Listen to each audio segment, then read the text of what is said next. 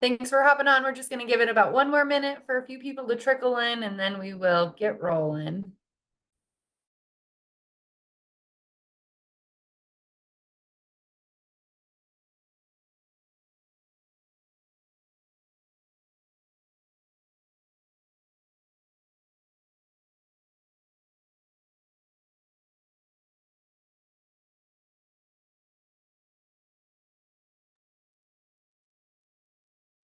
Okay. Hello, and thanks for joining us. I'm Jen Hill, the Extension Program Assistant with the Nebraska Women in Agriculture Program. Women in Ag is excited to partner with the Center for Agricultural Profitability's webinar series, which typically takes place every Thursday at noon Central Time. You can see the upcoming schedule of webinars and find all the archive of past recordings at cap.unl.edu. Today is the second in a series of webinars that feature speakers and presenters from this year's Nebraska Women in Agriculture Conference held in February.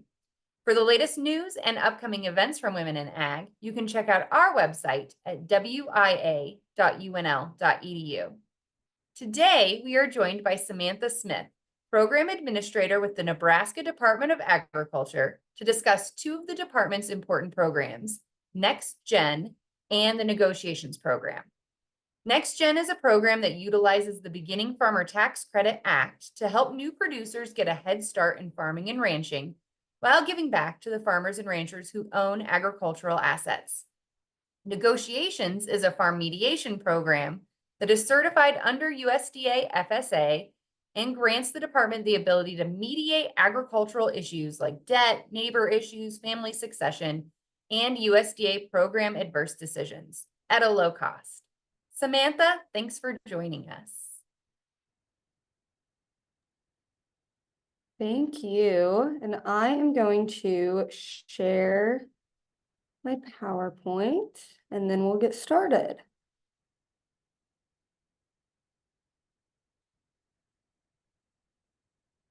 Okay. Thank you all for being here. If you listen to me speak at Women in Ag, it's going to be a lot of the same stuff, but I am going to try to go a little more in depth with some of it. So the first program that we are going to talk about is the NextGen program. NextGen is, like Jen said, it is the Beginning Farmer Tax Credit Act. And this was originally passed by the legislature in 1999. It helps give beginning farmers access to those ag assets, whether it's land for row crops, whether it's pasture land, whether it's machinery, all kinds of different things.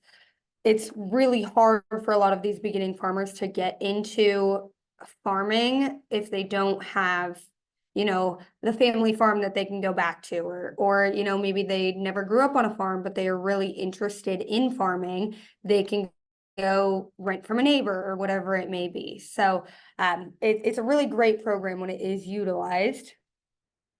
So benefits of the program, tax credit for owner. So that's going to be the biggest one.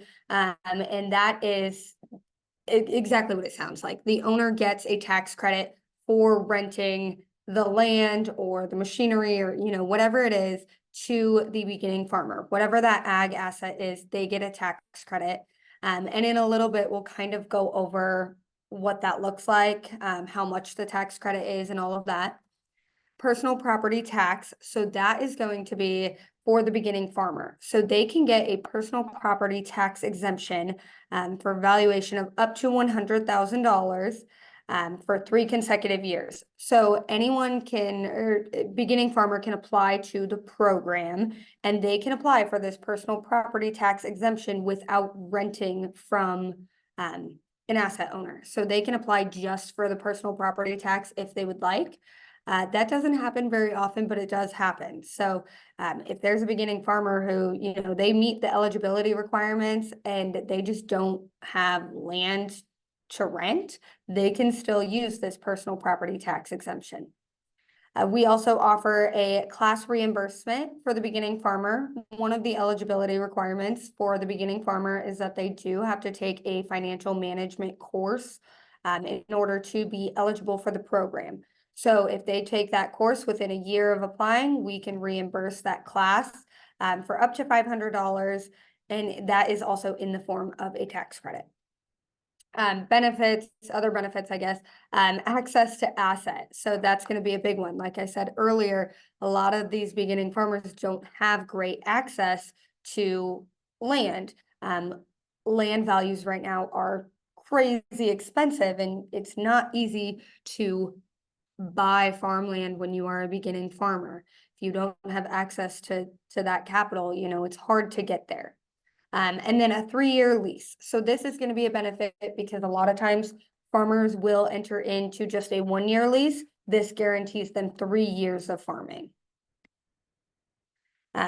Like I said earlier, tax credit is the most used for the asset owner. Beginning farmer can do that personal property tax exemption, but not as common. These are just some examples of some acceptable assets, whether it's row crops, pasture land, cow-calf shares, whether that's beef or dairy. Now, that's not one that we get very common, is the livestock. So it's not super common that we receive those applications, but that is eligible to be within the program. Acceptable assets, row crops,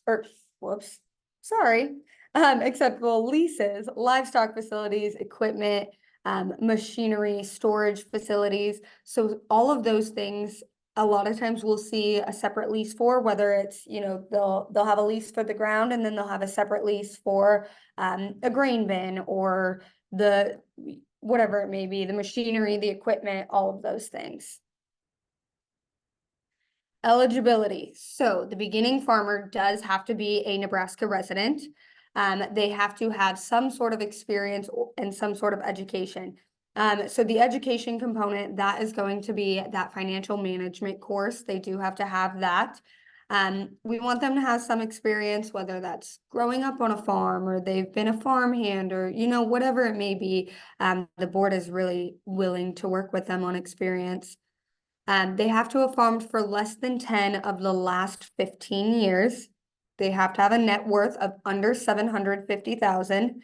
Now, this net worth limit was raised in last year's legislation. So it was 250,000. And then as of September 2nd, 2023, it went up to 750,000. So we got a huge jump there. So we got a lot more people who are eligible to apply for the program.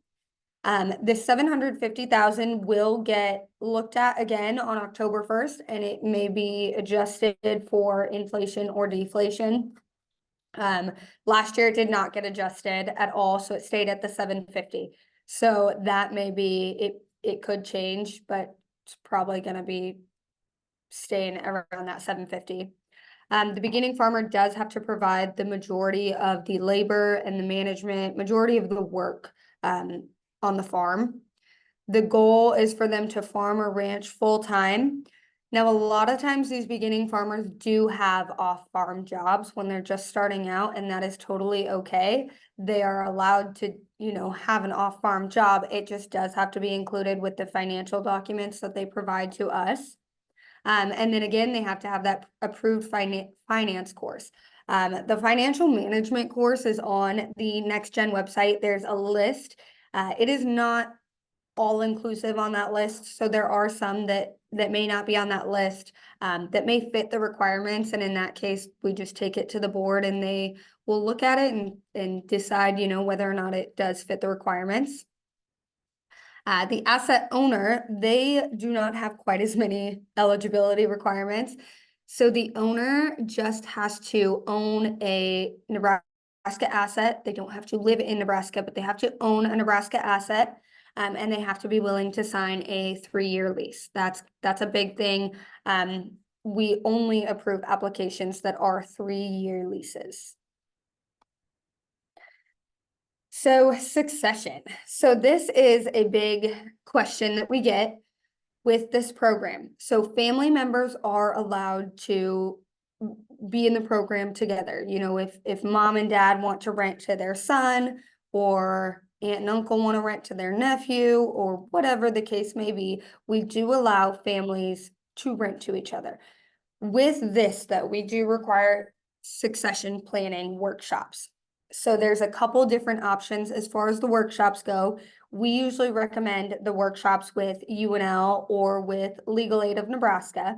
And we've been doing this for several years. There's approximately 8 to 10 workshops a year, or they can call the Rural Response Hotline, which is through Legal Aid of Nebraska, and let them know that you're applying for the NextGen program, tell them that you need to have a succession workshop, and they'll work with you to get something scheduled, and sign that form. The succession plan certification form is a form that we require, and it does need to be signed by an attorney, just attesting that the succession plan meets the program requirements, or the succession plan needs to be provided to us, the written, signed, and dated succession plan. So we have to have all of that together. So what is a succession plan? A succession plan is a written, signed document between the beginning farmer and the asset owner, whether that's mom and dad, grandma, grandpa, aunt, uncle, whoever it may be, setting forth a process and a timetable that provides a reasonable manner and probability of successful transfer of assets. So these can look like a lot of different things, but the big part of this is just communication. We have to be communicating between mom and dad and, their kids. If there are multiple siblings, what's fair, what's equal, because what's fair is not always what's equal, and what's equal is not always what's fair. So you kind of have to make these decisions. And if you are wanting to utilize the program, these kind of have to be set forth before entering into a lease. That way, there is no hurt feelings at the end of it, and everyone is on the same page. Communication is just going to be the biggest thing here with related parties. Again, this is only related parties. This is not for, neighbor who's renting to someone down the road. That's not how that is. Only related parties have to do succession planning and succession planning workshops. So tax credit. So this is kind of an example of what the tax credit looks like.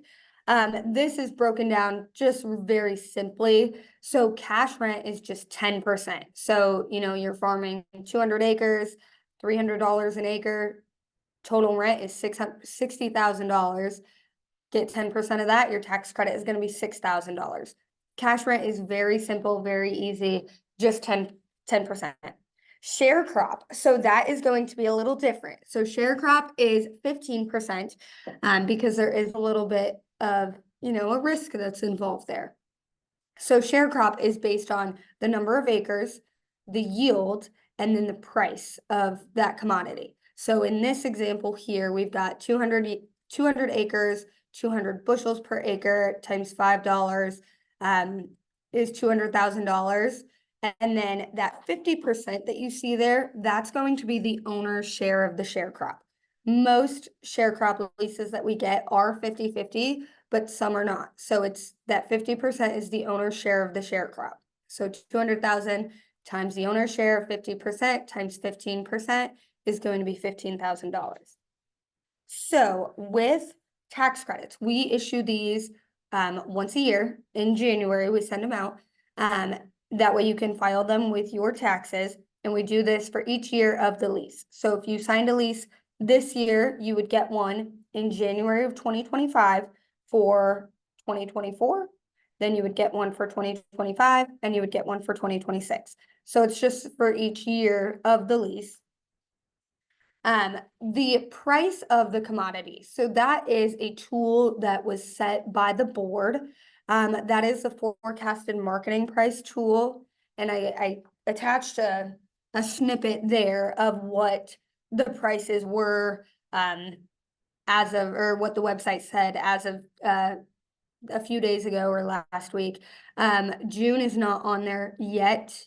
It might be now, but it wasn't when I took the screenshot. And so these are the prices that we're looking at. So as far as which price you use when you are filling out your cash equivalent statement, you are using the price the price that's used is the nearest date prior to the date the owner signed the lease.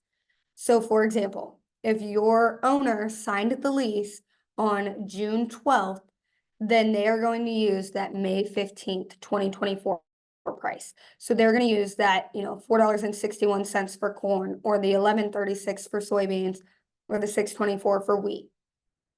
The board does recommend sending trend adjusted APH yield proof in with your applications. It is not required, but they do recommend it.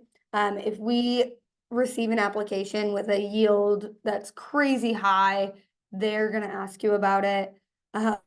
So we just like to have all of that documented right away. That way we can get the application approved as soon as possible. Application process. So it's rather complex. There are just a lot of documents that you have to have going into this. So application process, you just need to submit your application and the required documents. On each application, it tells you what documents we need. So for the beginning farmer, we do have to have a balance sheet and a cash flow. We have to have your proof of your financial management course.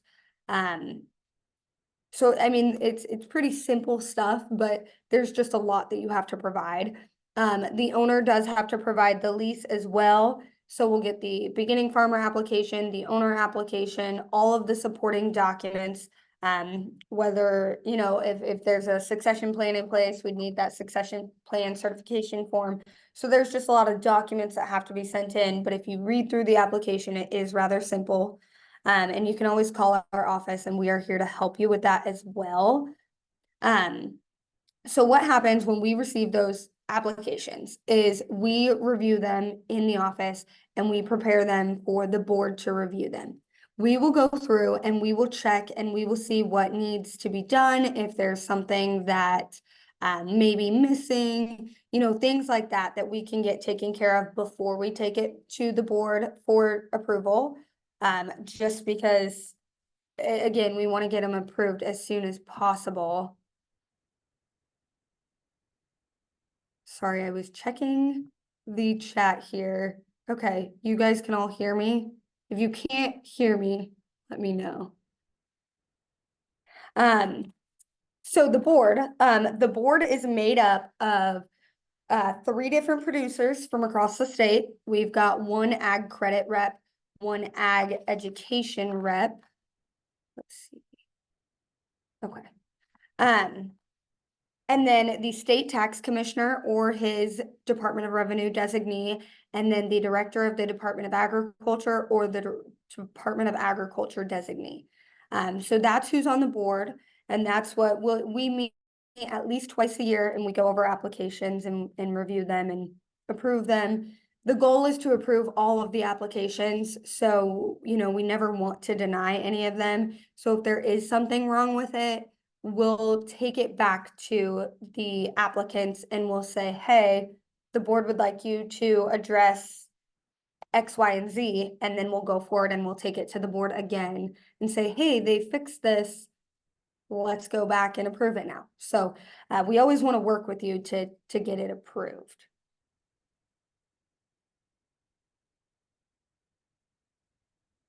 So these are just some resources that we like to put on here. So beginning farmer loans, there are a multitude of different organizations that do loans. There's Farm Credit Services of America, there's Farm Service Agency, Nebraska Investment Finance Authority, your local banks, your local lenders, they usually have some sort of beginning farmer loans as well. We do not do any of the loans here in the Department of Agriculture, but we can kind of refer you to who can help. We've got CAP on there, the Center for Ag Profitability, so they can help you with lease agreements, rental rates, succession workshops. They have all sorts of webinars, which I'm sure you guys already know. They've got all sorts of webinars in their archive that can talk about pretty much anything that you may need assistance with in regard to the program. It's on there. if you are looking for resources and you cannot find them, let me know. I've got my contact information at the end here that I can give to you all. So let us know if there's something that you are looking for that you can't find, and we will do our best to get you in the right direction.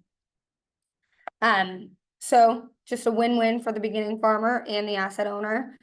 Beginning farmer gets access to that ground. A lot of times it can create a long-lasting kind of relationship between the beginning farmer and the asset owner. That beginning farmer may be able to continue farming that ground for years and years and years afterwards. So it is really helpful, and then the asset owner does get that tax credit.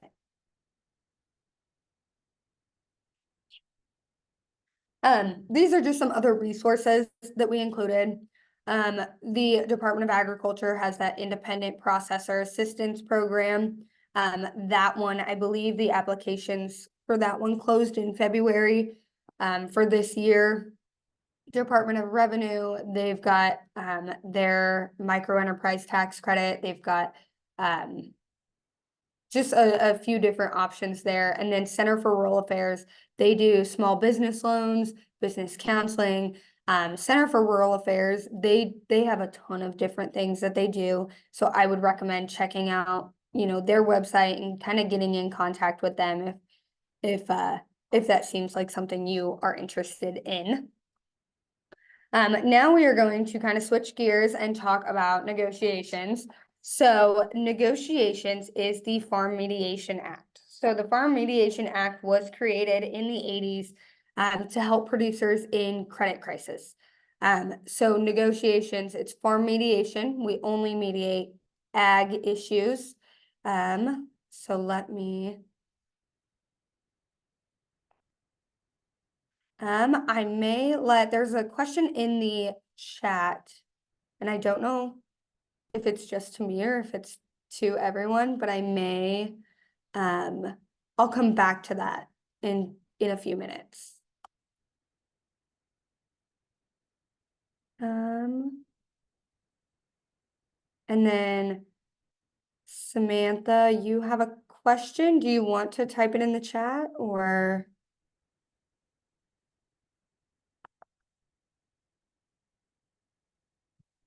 I'm gonna let you type it in the chat there. And then I'm just gonna keep going for now, and then we'll come back. Yeah, and Samantha, I'll just jump in here to the other Samantha who raised her hand. Just let us know in the chat if you prefer to ask it out loud. We can enable that toward the end of the presentation. Okay, so mediation, who is it for? It is for borrowers, producers, creditors, USDA program participants, whether that's, FSA, NRCS, rural development, all sorts of things, really. That's who it's for. It's for everyone, really. What it is a means to solving disputes. So it is a type of dispute resolution is what it is. What it is, more specifically, I guess, is so two parties are going to sit down in a room. They've got a mediator, and that mediator is going to be a third party. That mediator is someone who is completely neutral. They don't know these people. They are not a neighbor to somebody. They are not the banker or the FSA person. They're a completely neutral third party, and they're going to sit down and they're going to help facilitate that conversation. They want you guys to get to a resolution amongst, everyone at the table, whether it's just two parties, whether it's, a whole family thing where there's 7 different siblings. There's all kinds of different possibilities, but the mediator is there to just kind of facilitate that conversation and hope we get to an agreeable resolution. Why?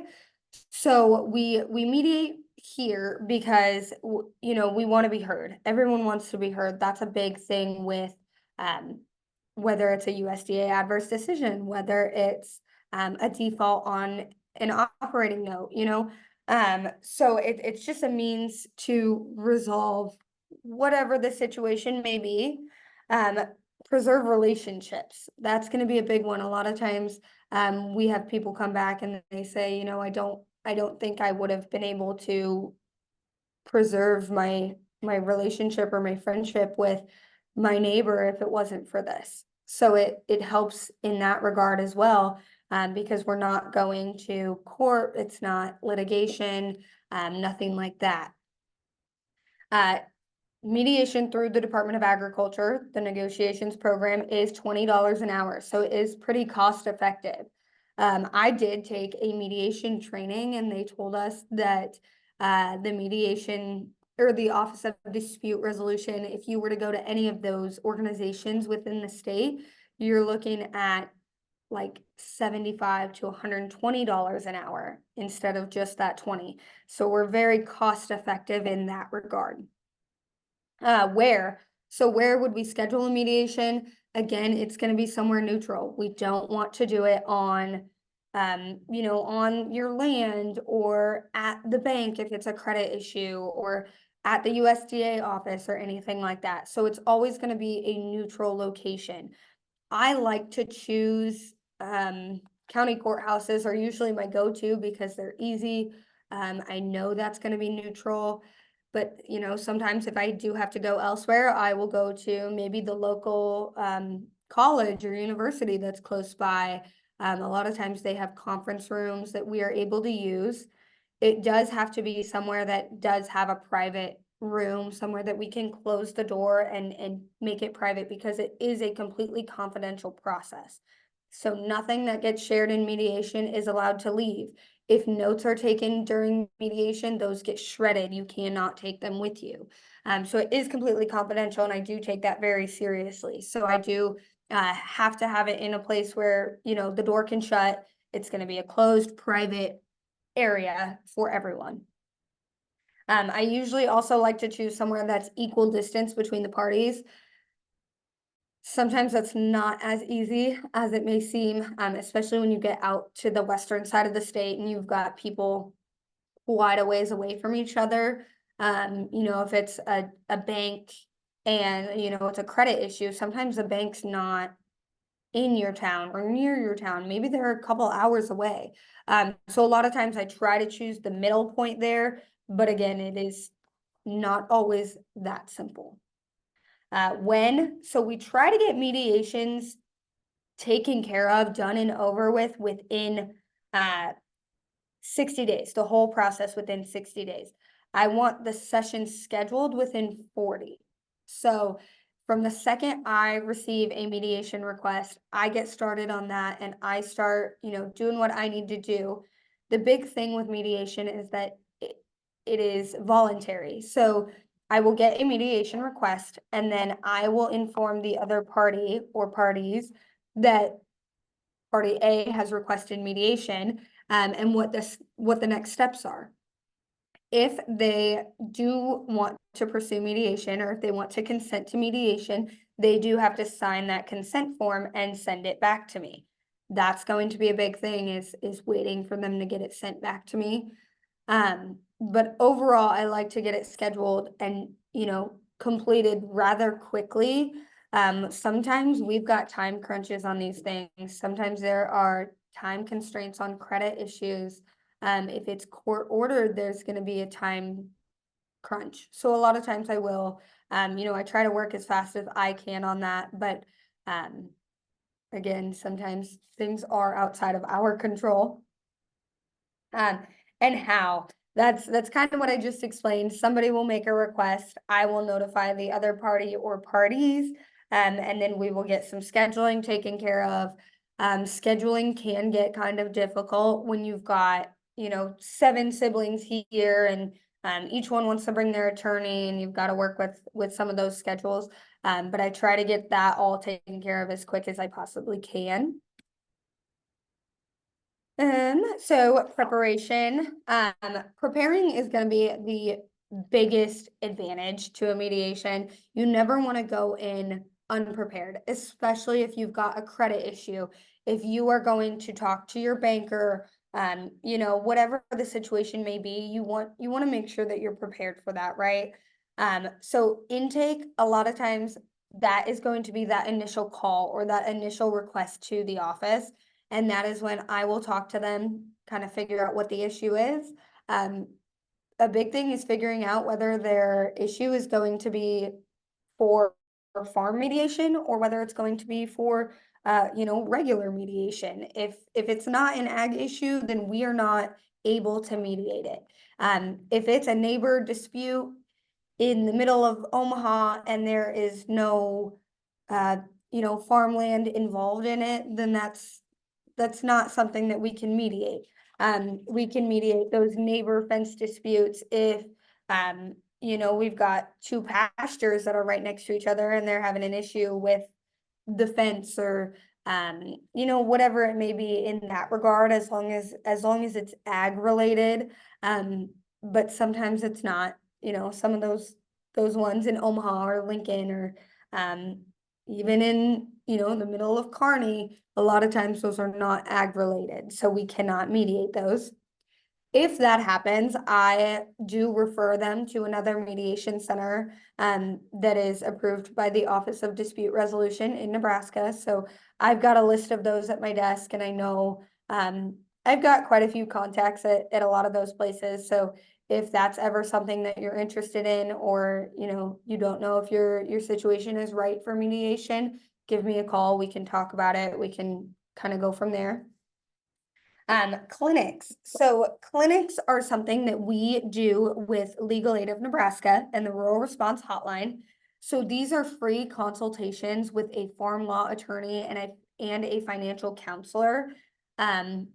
If your issue is with a creditor or a bank or anything like that, you can sit down, you call the Rural Response Hotline, you set up a clinic time with them, and you'll get to sit down with this farm law attorney and the financial counselor, and they can help you go through your balance sheet or your cash flow or whatever it may be. That way you are prepared for mediation when the time comes. Financial analysis, that's going to be an in-depth look at the farm's all of the financial documents and everything. And that kind of goes along with the financial counselors, what they'll do. And they kind of look at whether you need to restructure or if you need to refinance or whatever the situation may be. So those services are free of charge with the negotiations program through the Department of Ag.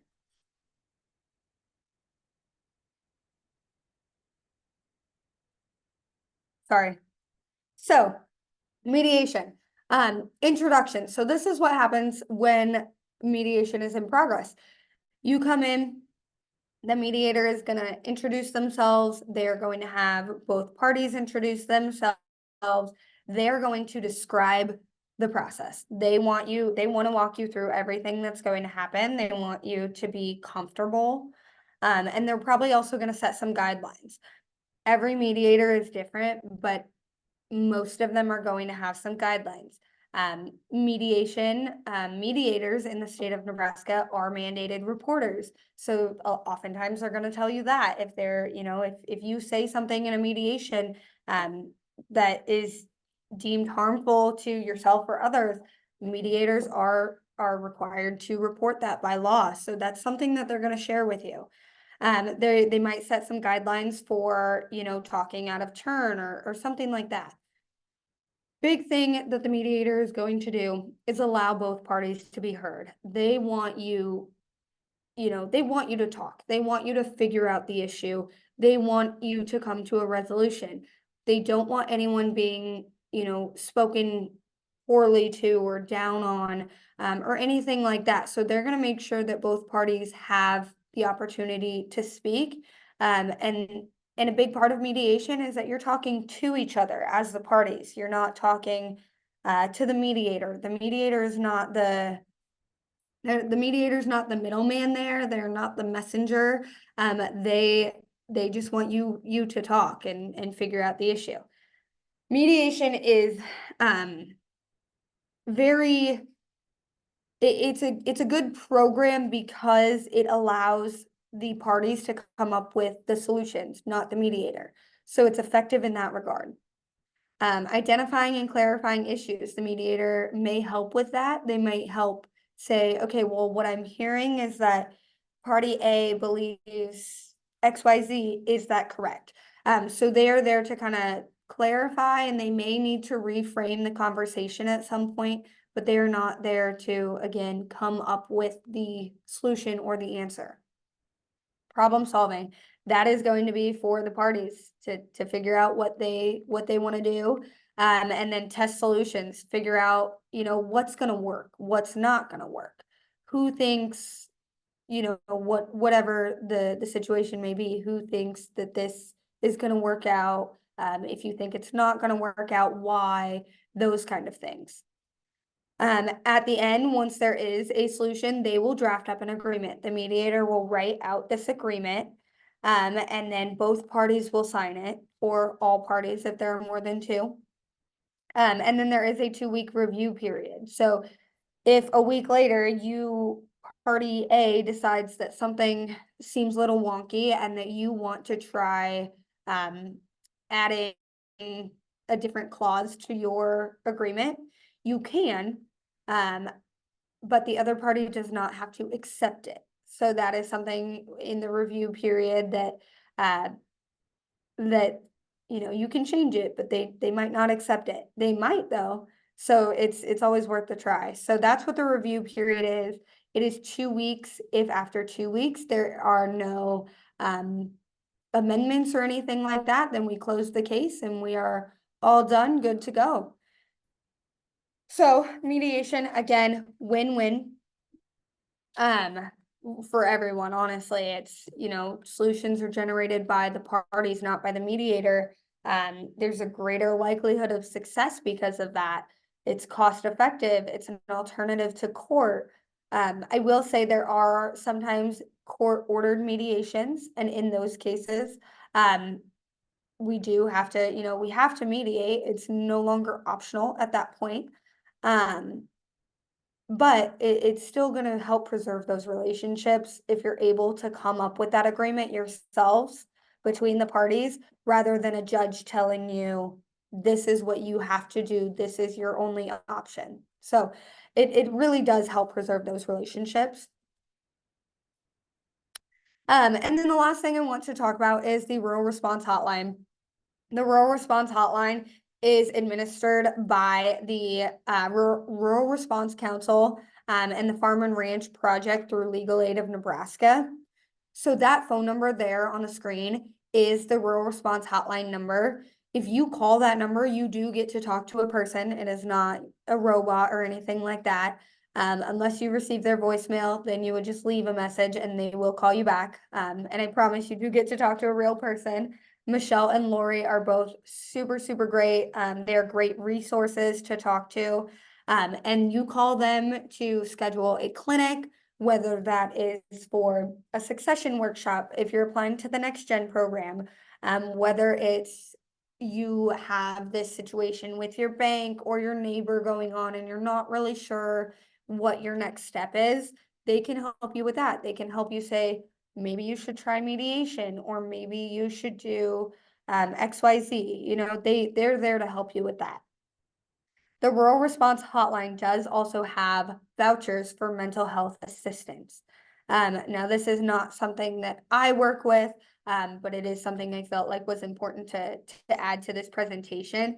That is something that, if you're experiencing a mental health issue, call them. They will talk to you. They will help you figure out what your options are and kind of go from there. So the Rural Response Hotline is a super, super awesome resource to use at any point. So that is all I've got. I've got some of my contact information there. So we've got our office phone number, my email, if you do want to email me, and then both websites, the NextGen and the negotiations website. So I've got those on there. And then, so the question that I received in the chat says, I'm a new landowner, but I'm wondering if there is a program that matches landowners and new farmers / operators for this program. So we do not do any of the matching. And Jen, you might be able to speak on this a little bit better, but UNL has a land link program. I am not super familiar with it, so I can't really speak on it, but LandLink, I believe, does match producers. Yep, I will put the link to that in the comments. Perfect, thank you. Okay, so that's all I've got. Does anyone have any questions? I know I got done a little early, but.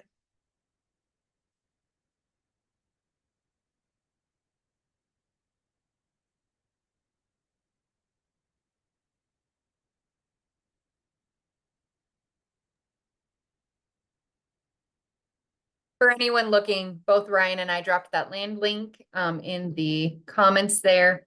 And that's a great resource if you're looking to be partnered with a producer that's either looking to transition out, has some land to lease, or if you're looking to lease your property as well.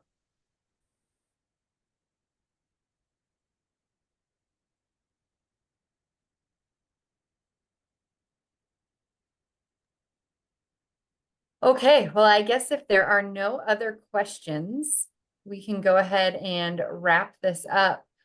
Samantha's got her email there and her contact info. So if anybody thinks of any questions later, I'm sure that she would be more than happy to answer those for you. But thank you everyone for joining us today. A recording of this webinar will be posted at cap.unl.edu. And you can also check out what upcoming webinars we have there and register for those. We would really appreciate your feedback on the brief evaluation that's going to pop up in a window as you exit Zoom.